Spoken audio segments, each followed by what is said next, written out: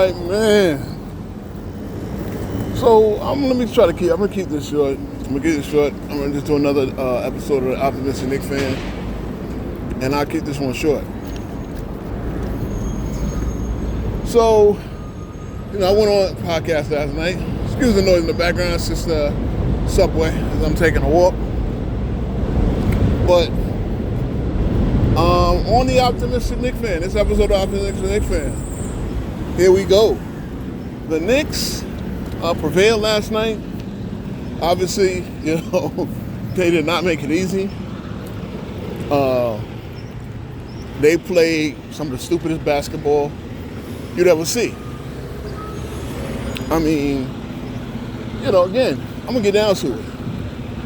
And everybody's going to have their prognostications my second round matchup against the Celtics. All right. Everyone had their prognostications. Actually, the two Eastern Conference matchups are set. In the Western Conference, I said this on the podcast last night. The Western Conference matchup you got a Game 7, and you got Golden State and Houston are still playing. So I'm not sure if they're gonna go get Indiana and the Cavs started. Maybe they start tomorrow on Saturday. Usually they try to start these series on weekends. And the Knicks probably will start as well this weekend. But the Knicks survived last night. And, again, I'm optimistic because we survived the battle. We proved that in tight games, and that's the thing, that's the key, tight games, we can come through. Obviously, Jalen Brunson, if he doesn't get hurt, and I know all the controversy about Tibbs, I don't see one thing I'm not going to do is I realized what the situation was. A lot of people did not realize that Jalen Brunson went back to the bench. Hart ran back to the locker room. So, whether it be a shot or adjustment, whatever for Hart, Jalen Brunson, you could see on the bench that he got his shoes retied. They both came to the scorer's table, and the situation was very, very, again, we go over it. I went over in the last episode.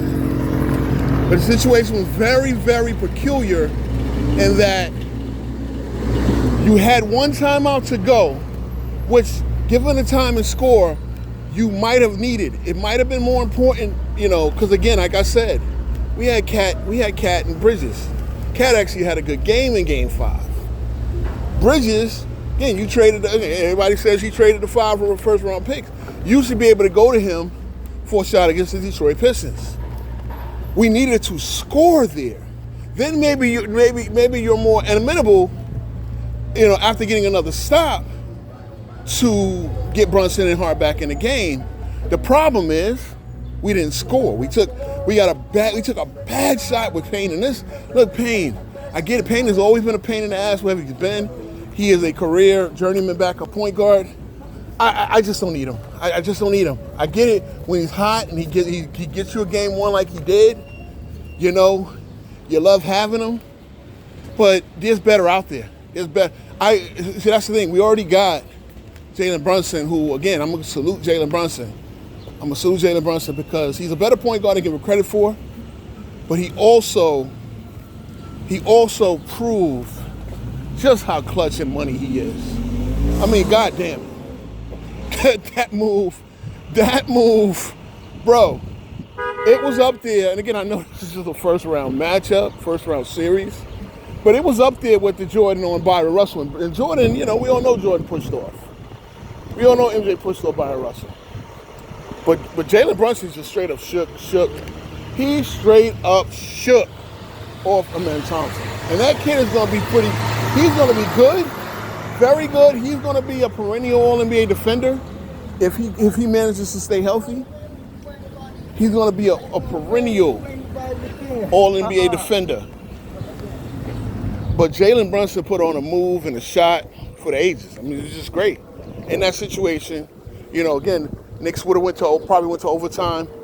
But then again, if he misses it, Detroit had a timeout and chance to shoot, but they ruined they made a bad inbound pass, and so that Celtics life. Again, I'm again, I'm 10 toes down. Again, I don't get too high, I don't get too low, as I say. But I'm still 10 toes down on the Sips got to go. Because again, it's great to win this series. It's great to have that moment. But bro, we blew leads like it was nothing. Again, and again, we're full of I don't know what it is. It's times where we don't, especially against this team, all that pushing around, and we were not key. We were not like in a hurry to knock them out. We had chances to knock them out early, second quarter, third quarter. We had chances to knock them out, and my God, just some of the dumb passes, the jumping in the air passes. And again, I'm going to say this, and I'm going to put this on the coach. Oh, they play. No, here's the problem. The offense is so damn simplistic that, again, it wasn't like this was their only option, but if you had more going on, if you had more movement off ball, if you had more, like the plays that we run, God, it's a beautiful day, so everybody on their motorcycle, but the plays that we run, my God. And I mean, the Bridges passes, Josh Hart threw a stupid, we had chances to go up 15, 16, 17, really put the pressure on them guys. They were able, when I'm looking at the plays that they run, night and day. They get their players in optimal position to score. They get Cade where he can just get a full head of steam and drive downhill up to the elite level he does. They do what they're supposed to, but again, we had the talent to just roll over that team, and we never did. We never did, and that's the thing. That's what everybody is saying, that out of here sitting at the Knicks are a joke, blah, blah, blah. Listen, again, all you guys, y'all love to say that Detroit was going to win, but because we didn't beat Detroit easily, oh, the Knicks ain't shit. Y'all can struggle with Detroit. Come on, man. So that's what I'm saying. You guys flap with the win. I don't respect you or your takes. I don't respect your basketball takes. You know what I mean? So, at the end of the day, like I said, my prediction, I'm not going to make a prediction yet on Boston. We'll do that. I'll do another episode before the series. But, yeah, I feel good. And salute Knicks fans. Salute Mr. Brunson. And holler at you guys later.